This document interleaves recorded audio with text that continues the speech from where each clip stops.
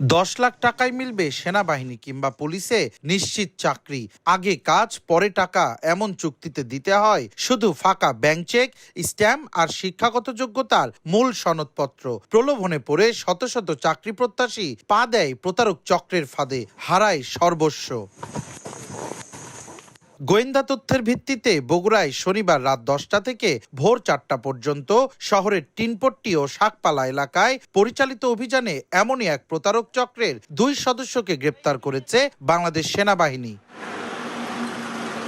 প্রথমে শহরের টিনপট্টি এলাকার একটি বহুতল ভবনের ফ্ল্যাটে অভিযান চালায় সেনাবাহিনী। সেখানে চাকরি প্রত্যাশী এক যুবক সাকিব মিয়াকে উদ্ধারের পাশাপাশি হাতে নাতে আটক করা হয় প্রতারক চক্রের অন্যতম সদস্য বায়েজিদ মিয়াকে।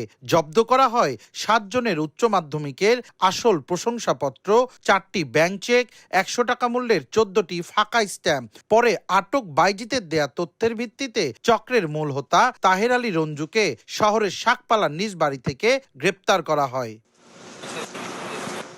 পরে গ্রেপ্তাররা বলেন, আসলে লবিং বলতে কিছু নেই, টাকা হাতিয়ে নিয়ে তারা ছেড়ে দেন সবকিছু ভাগ্যের ওপরে। আমরা হয়তো আগে কোনো ডকুমেন্টস নিয়ে থাকি, যোগ্যতার ভিত্তিতে কারো কেউ যদি টিকে যায় সেক্ষেত্রে আমরা হয়তো কোনো অর্থের লেনদেন তারা করে, আর না হলে হয়তো তাকে ডকুমেন্টসটা ফেরত দেওয়া হয়।